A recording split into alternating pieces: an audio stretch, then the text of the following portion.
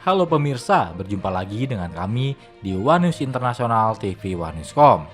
Berita One News Internasional hari ini bakal membahas Ukraina mengakui akan menghadapi tantangan besar dalam mempertahankan kekuatan militernya setelah perang dengan Rusia berakhir. Presiden Volodymyr Zelensky menegaskan Kiev tidak memiliki kemampuan finansial untuk membiayai angkatan bersenjata dalam jumlah besar tanpa dukungan berkelanjutan dari negara-negara barat. Informasi lainnya adalah stasiun televisi pemerintah Cina, CCTV, menayangkan cuplikan langka dari Angkatan Udara Tentara Pembebasan Rakyat atau PLAAF yang menampilkan simulasi pertempuran antara pesawat tempur multiperan Cina dan Prancis.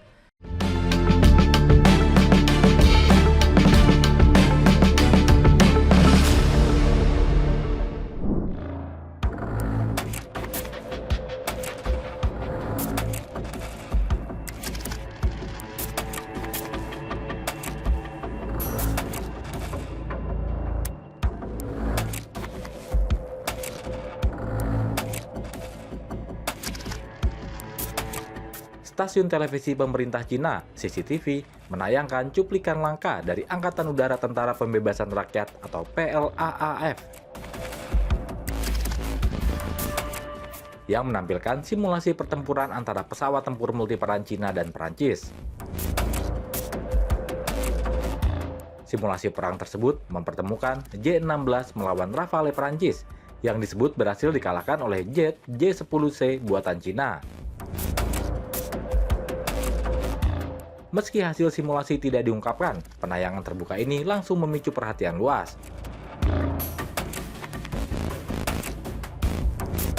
Sebagaimana dilansir Eurasian Times pada Senin 22 Desember 2025, simulasi perang udara itu digelar di Kuncang, Provinsi Henan, dan menjadi bagian dari upaya PLA mendorong latihan perang berskala besar. Ini disebut sebagai latihan pertama dengan skala seperti itu pada tahun ini.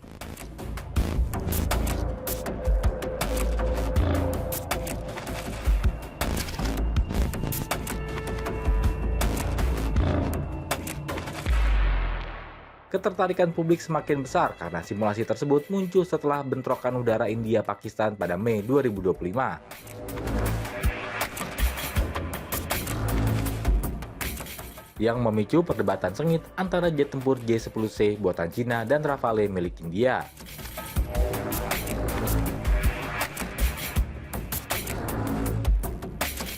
Pakistan mengklaim jet J-10C yang dipersenjatai rudal PL-15 berhasil menembak jatuh beberapa Rafale India dan menyebutnya sebagai kehilangan tempur pertama bagi jet tempur kebanggaan Prancis itu.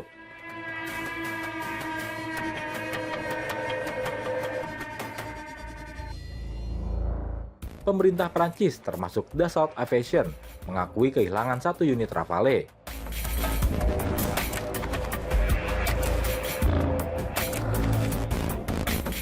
Tetapi menegaskan bahwa insiden tersebut disebabkan kegagalan teknis di ketinggian tinggi, bukan akibat serangan jet tempur Cina.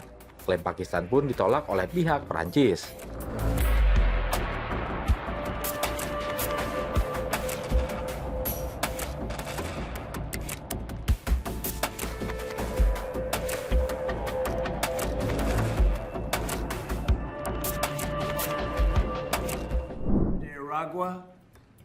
Which supposedly, the doctors don't know this, it's the meanest gang of them all.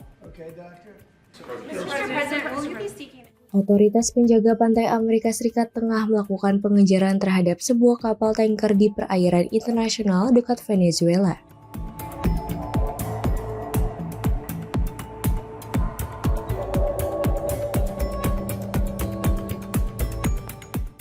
Operasi ini menjadi yang kedua dilakukan sepanjang akhir pekan dan menandai upaya ketiga Washington memburu kapal tanker dalam kurun waktu kurang dari sepekan.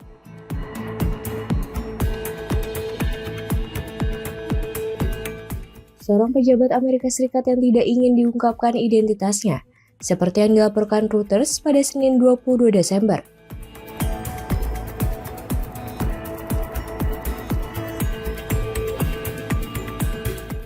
menyatakan bahwa kapal tanker tersebut masuk dalam daftar sanksi Amerika Serikat.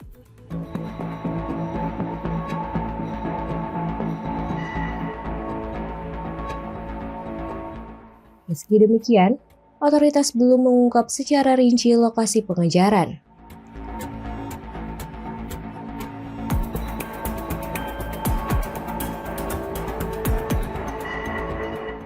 Sejumlah media Amerika Serikat melaporkan bahwa kapal yang diburu adalah tanker Bella 1.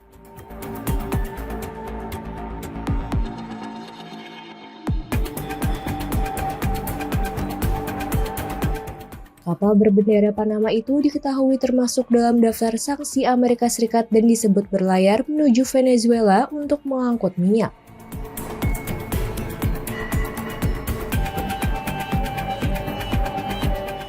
Hingga kini, baik pemerintah Amerika Serikat maupun Venezuela belum mengeluarkan pernyataan resmi terkait operasi terbaru itu.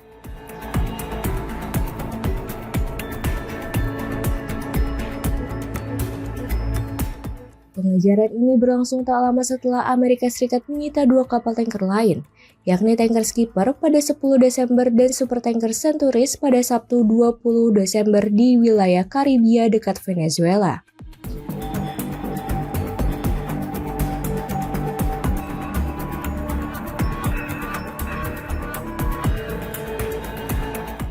Apabila berhasil ditahan, Bella 1 akan menjadi kapal tanker ketiga yang disita Amerika Serikat dalam waktu singkat.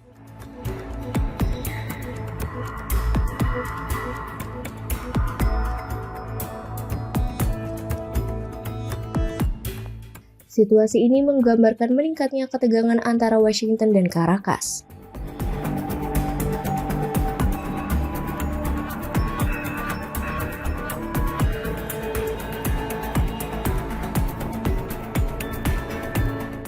Pekan lalu, Presiden Amerika Serikat Donald Trump mengumumkan kebijakan blokade total terhadap seluruh kapal tanker minyak yang masuk daftar sanksi dan beroperasi keluar masuk perairan Venezuela.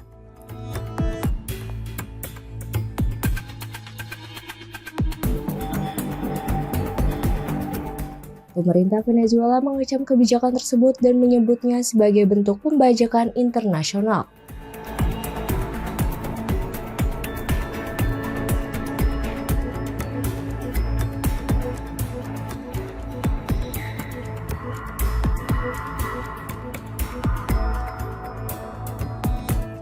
Sementara itu, Washington menegaskan langkah-langkah tersebut dilakukan untuk memberantas korupsi dan jaringan perdagangan narkoba.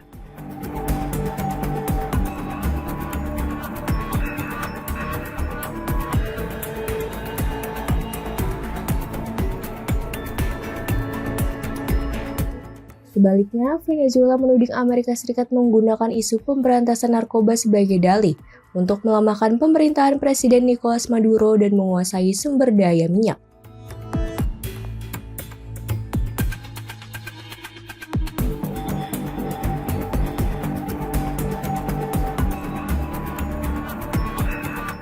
Sejak September lalu, puluhan operasi Amerika Serikat terhadap kapal-kapal yang diduga terlibat penyelundupan narkoba di kawasan itu dilaporkan telah menewaskan sekitar 100 orang.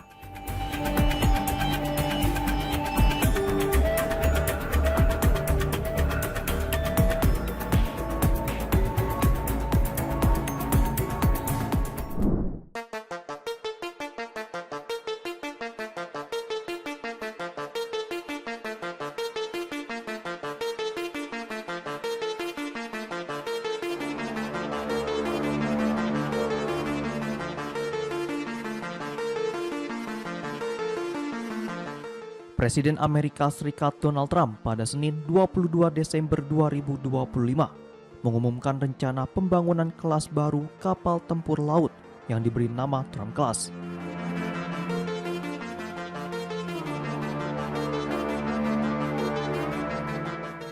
Menandai dimulainya ekspansi besar armada Angkatan Laut Amerika Serikat, sekaligus peningkatan pengawasan terhadap kontraktor pertahanan terkait keterlambatan produksi dan pembekakan biaya.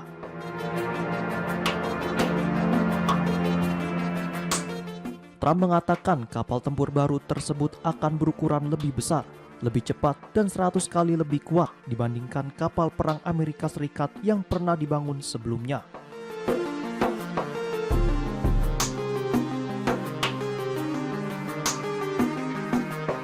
Kapal-kapal ini akan menjadi tulang punggung armada yang ia sebut sebagai Golden Fleet, yang ditujukan untuk memperkuat dominasi maritim Amerika Serikat.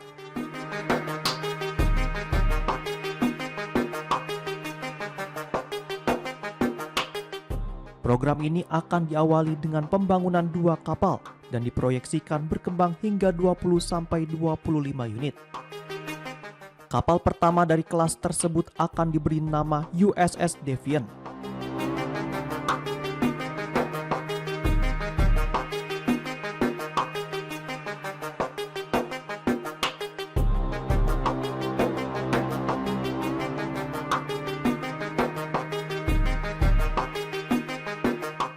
Pengumuman ini menjadi contoh terbaru upaya Trump memberi cap personal pada institusi federal. Presiden Amerika Serikat itu sebelumnya kerap mengkritik desain kapal perang Amerika Serikat dan menyatakan akan terlibat langsung dalam proses perancangannya.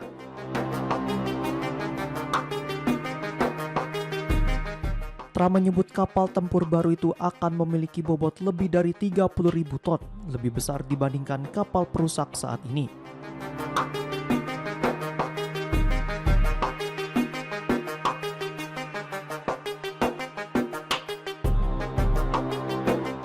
Serta dilengkapi teknologi mutakhir, termasuk kecerdasan buatan dan senjata laser berenergi terarah.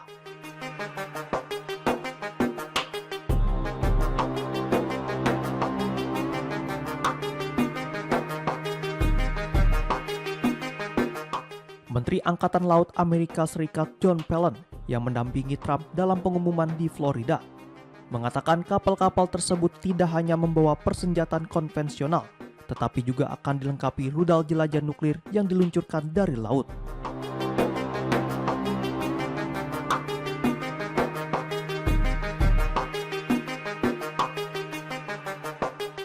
Sejumlah pejabat Amerika Serikat sebelumnya memperingatkan bahwa kegagalan membangun kapal tempur baru dalam beberapa tahun terakhir telah memberi keuntungan strategis bagi China.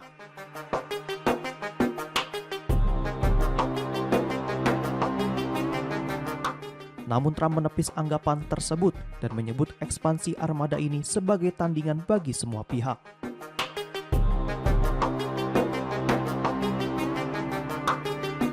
Trump juga menegaskan bahwa perluasan armada akan dibarengi tekanan baru terhadap kontraktor pertahanan agar mempercepat produksi dan menekan biaya.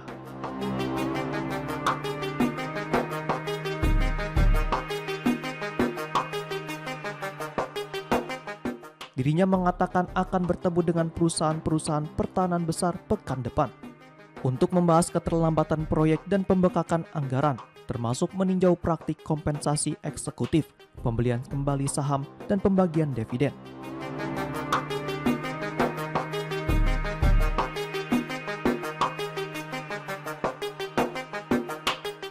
Dilansir dari Reuters, sebelumnya pemerintah Trump tengah menyiapkan perintah eksekutif untuk membatasi dividen, buyback saham, dan gaji eksekutif. Bagi kontraktor pertahanan yang proyeknya mengalami keterlambatan dan pembekakan biaya.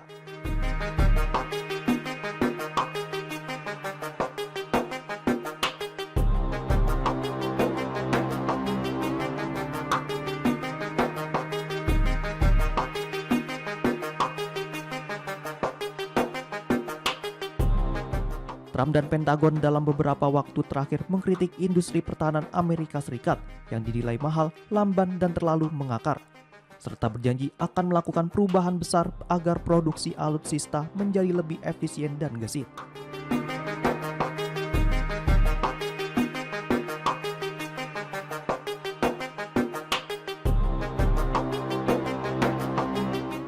Selain pembangunan kelas kapal tempur baru, rencana ekspansi armada juga mencakup penambahan jenis kapal perang lain, termasuk pengenalan kelas fregat baru berukuran lebih kecil yang sebelumnya telah diumumkan oleh Angkatan Laut Amerika Serikat.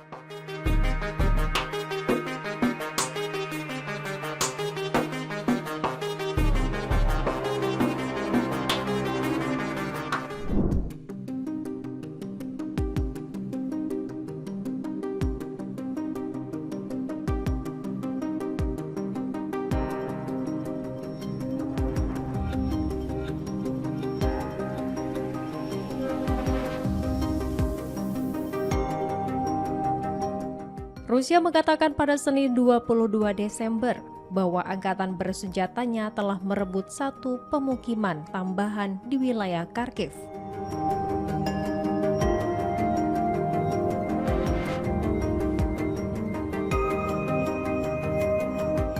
Sementara itu, Ukraina melaporkan adanya serangan terhadap target Rusia serta pemadaman listrik yang terjadi setelah serangan Rusia.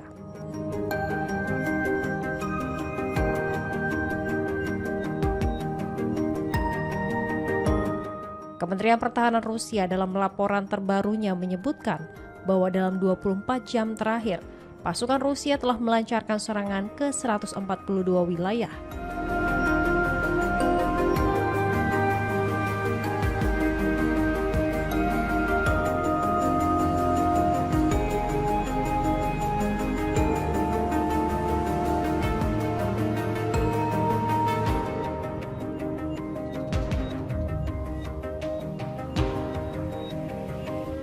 Serangan tersebut mencakup fasilitas yang digunakan untuk mengangkut senjata pasokan barat, depot amunisi dan bahan bakar, serta lokasi penempatan sementara pasukan Ukraina dan tentara bayaran asing.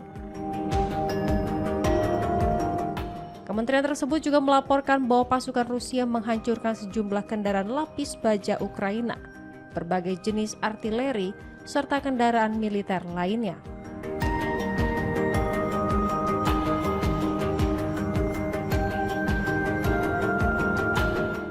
Selain itu, unit pertahanan udara Rusia dilaporkan berhasil menembak jatuh 76 drone milik Ukraina.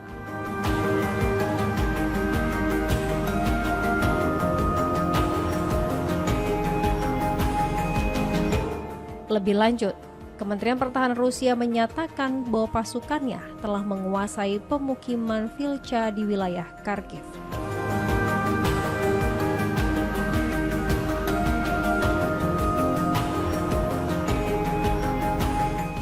Pada hari yang sama, Staf Umum Angkatan Bersenjata Ukraina melaporkan bahwa telah terjadi 223 pertempuran dalam kurun waktu 24 jam terakhir.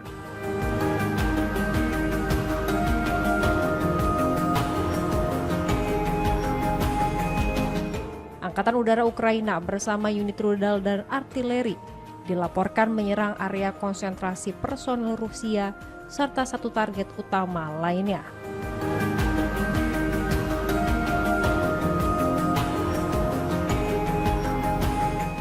Pihak Ukraina menyatakan bahwa pasukannya berhasil memukul mundur serangan tentara Rusia di wilayah Kursk, Kupiansk, Lyman, dan Pokrovsk.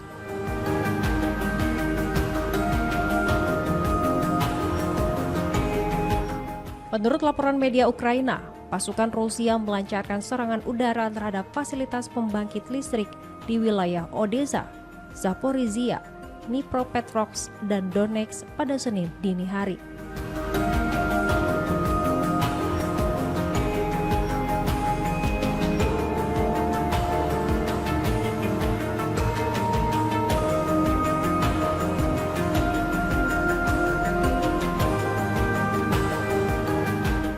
Akibat serangan tersebut, sejumlah daerah di wilayah-wilayah tersebut dilaporkan mengalami pemadaman listrik pada Senin pagi.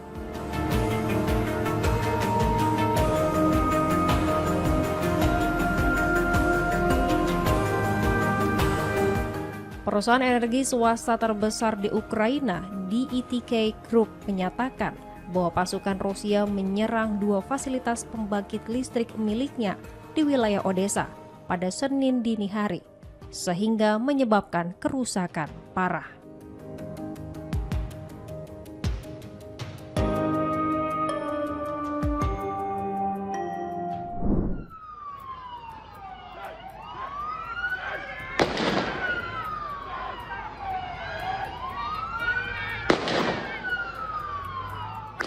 Seorang pejabat militer senior Iran menuduh Israel berada di balik serangan di Pantai Bondi, Sydney yang terjadi awal bulan ini.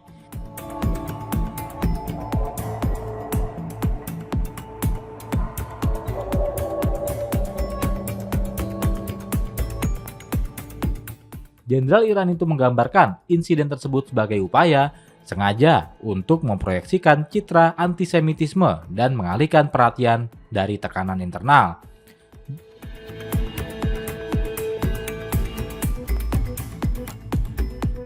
Berbicara pada upacara wisuda perwira Garda Levosi Iran, Kepala Staf Militer Iran Mayor Jenderal Abdurrahim Mousavi mengeklaim serangan itu adalah operasi tipu daya yang dilakukan oleh Israel menurut televisi pemerintah Iran.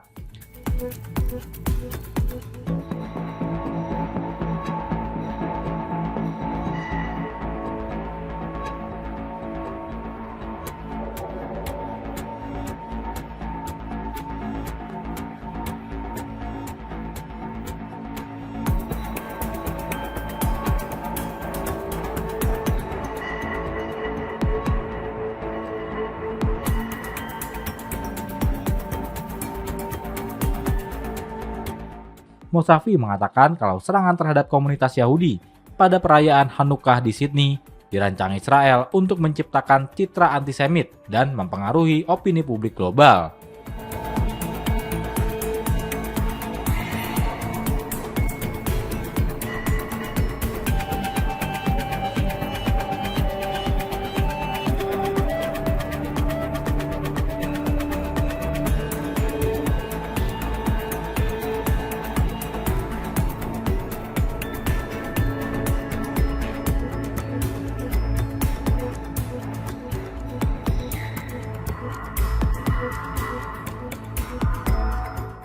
Ia menuduh serangan itu bertujuan untuk mengekang apa yang ia sebut sebagai migrasi balik dan untuk menenangkan keresahan internal. Dia menambahkan bahwa Israel, menurut kata-katanya, telah melakukan operasi serupa di masa lalu untuk menampilkan diri secara internasional sebagai korban atau playing victim.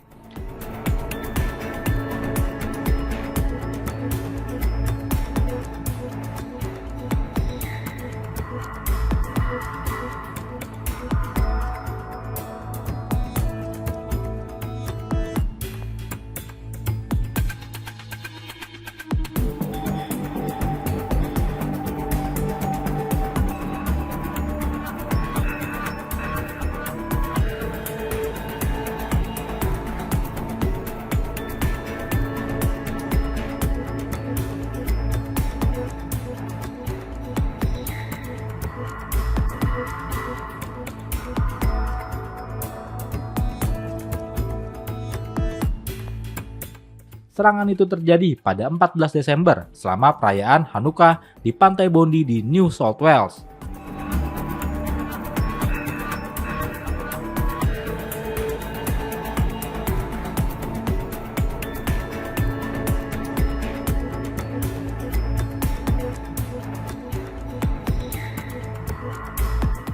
Jumlah korban dilaporkan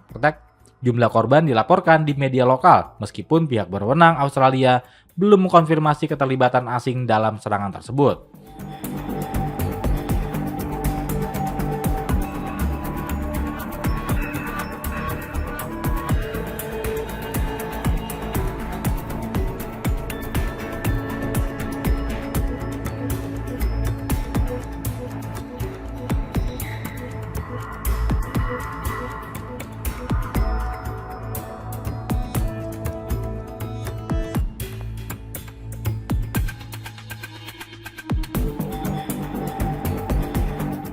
Hanukkah memperingati kemenangan kaum Makabe atas kekaisaran pada tahun 165 sebelum Masehi dan dirayakan tahun ini dari tanggal 14 hingga 22 Desember.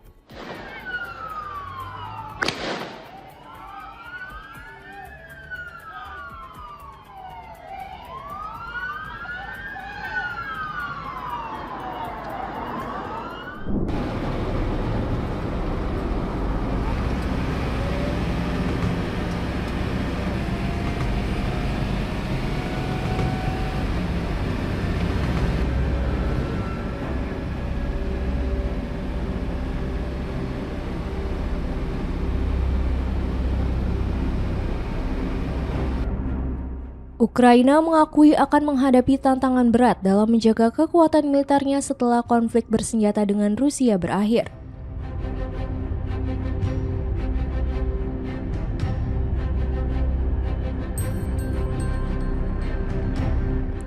Presiden Volodymyr Zelensky menyatakan negaranya tidak memiliki kemampuan finansial untuk mempertahankan angkatan bersenjata dalam jumlah besar secara mandiri pada masa pasca perang.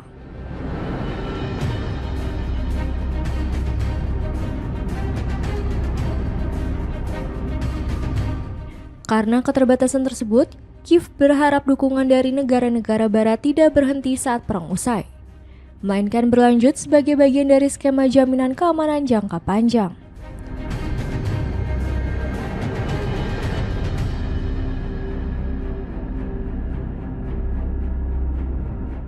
Zelensky secara terbuka menyebut Ukraina tidak sanggup membiayai tentara dengan kekuatan sekitar 800.000 personel setelah tercapainya gencatan senjata.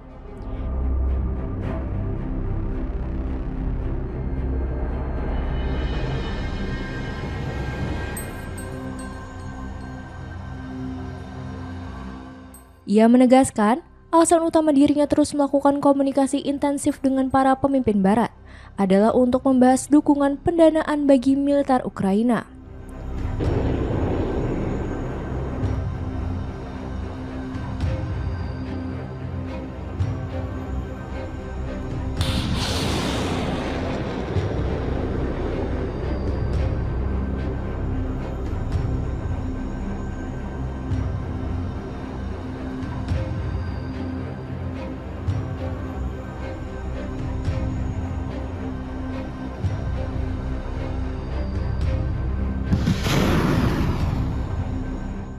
Pada Januari 2025, Zelensky menyebut jumlah personel militer Ukraina mencapai sekitar 880.000 orang.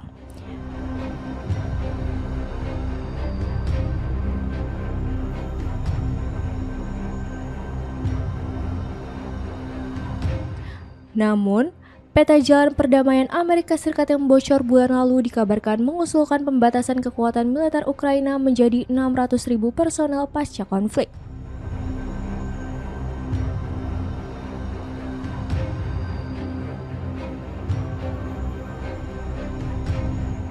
Usulan tersebut ditolak Kiev dan para pendukungnya di Eropa yang menilai jumlah itu terlalu kecil, serta menegaskan Ukraina membutuhkan sekitar 800.000 tentara untuk mencegah ancaman Rusia.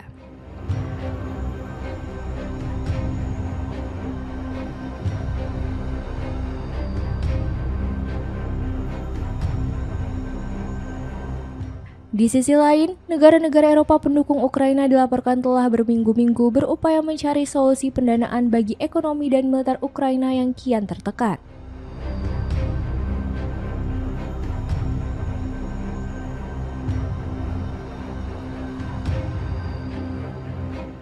Pekan ini, para pemimpin Uni Eropa gagal mencapai kesepakatan terkait skema pinjaman reparasi yang memanfaatkan sekitar 210 miliar dolar Amerika Serikat aset Bank Sentral Rusia yang dibekukan.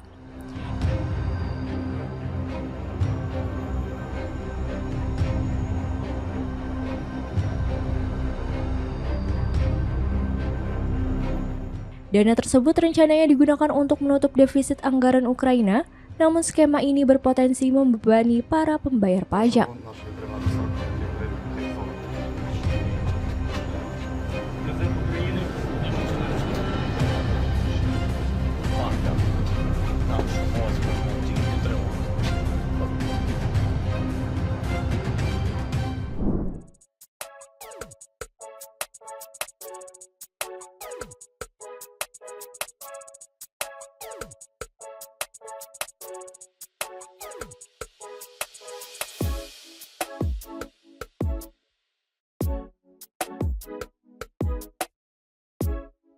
Perusahaan keamanan Rusia, Rostec, menyebutkan bahwa jet tempur generasi kelima Su-57 telah berhasil terbang untuk pertama kalinya Senin 22 Desember 2025. Pesawat tempur canggih itu terbang menggunakan mesin baru bernama Produk 177. Mesin baru ini diklaim lebih bertenaga dan efisien dibandingkan mesin sementara yang digunakan pada versi awal Su-57. Uji terbang itu dilakukan oleh pilot uji Roman Kontratviev dan menurut Rostec berlangsung normal tanpa kendala.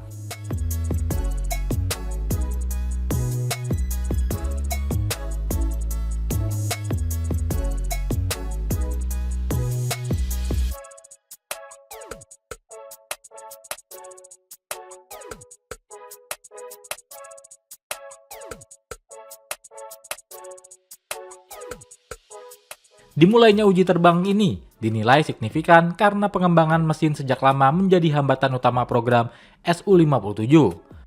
Pesawat produksi awal sebelumnya masuk dinas dengan mesin sementara, sambil Rusia terus mengembangkan desain yang lebih maju. Mesin baru diharapkan mampu menghasilkan daya dorong lebih besar, efisiensi bahan bakar yang lebih baik, serta umur pakai yang lebih panjang.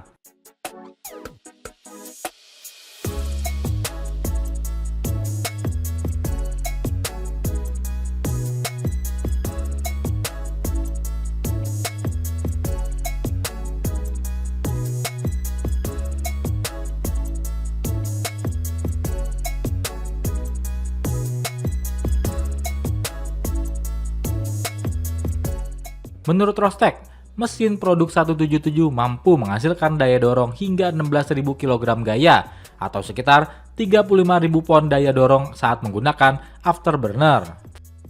Selain itu, mesin ini diklaim memiliki konsumsi bahan bakar yang lebih rendah dan daya tahan yang lebih baik. Mesin tersebut dikembangkan oleh United Engine Corporation, anak perusahaan Rostec, khusus untuk sistem pesawat generasi kelima.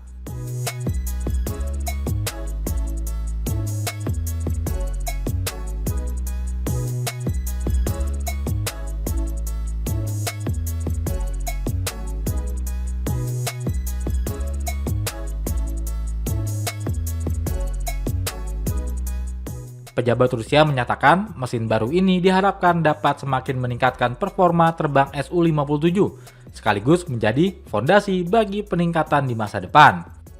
Su-57 dirancang sebagai jet tempur multiperan yang mampu menyerang target udara, darat, dan maritim.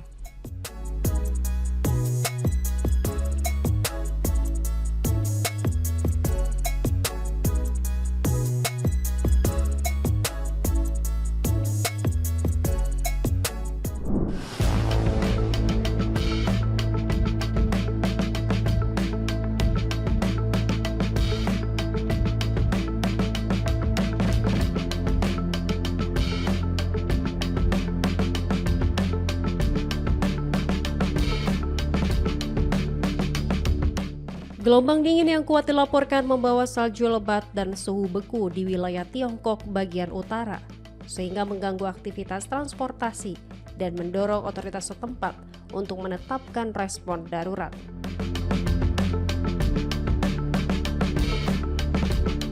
Sejak Senin 22 Desember, gelombang dingin yang intens dilaporkan melanda sejumlah wilayah di Tiongkok, disertai hujan salju lebat dan penurunan suhu yang signifikan.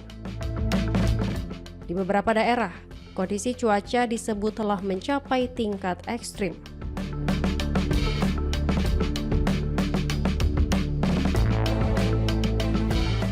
Suhu di sejumlah wilayah provinsi Liaoning di timur laut diperkirakan turun hingga minus 26 derajat Celcius.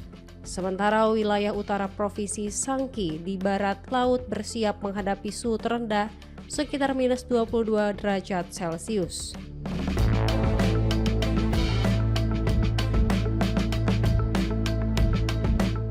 Mulai Senin malam, Provinsi Heilongjiang di timur laut dilaporkan mengalami hujan salju yang meluas, dengan beberapa wilayah mencatat curah salju setara badai salju.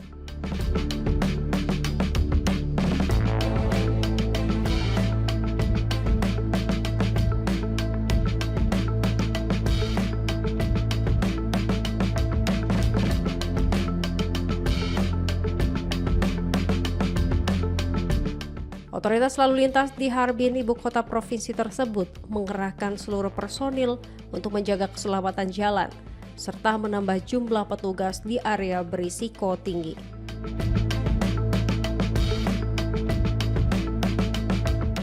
Hingga Selasa 23 Desember pukul 11 waktu setempat, sebanyak 18 ruas jalan di Heilongjiang dilaporkan ditutup sepenuhnya. Sementara 19 ruas lainnya diberlakukan pembatasan kecepatan atau pembatasan sebagian akibat kondisi jalan yang berbahaya.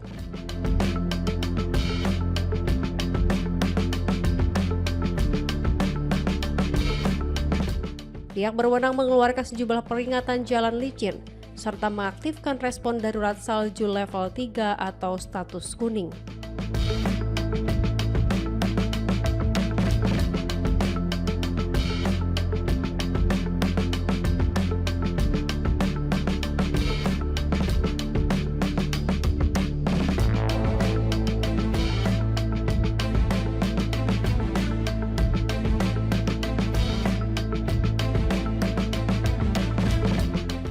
Lebih dari 2.100 kendaraan pembersih salju dan sekitar 14.000 petugas kebersihan dikerahkan untuk membersihkan salju sejak awal turun guna mengurangi risiko pembentukan es di jalan.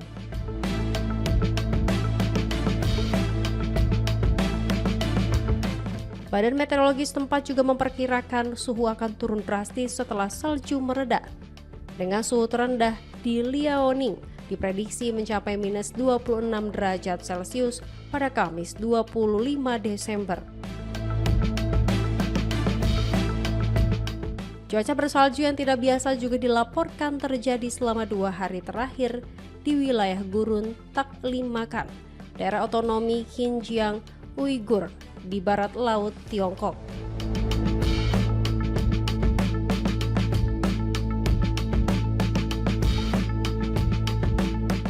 Sejumlah ruas jalan yang melintasi kawasan tersebut tampak tertutup lapisan salju, mengubah bentang alam gurun yang biasanya berpasir menjadi hamparan putih yang berkilauan.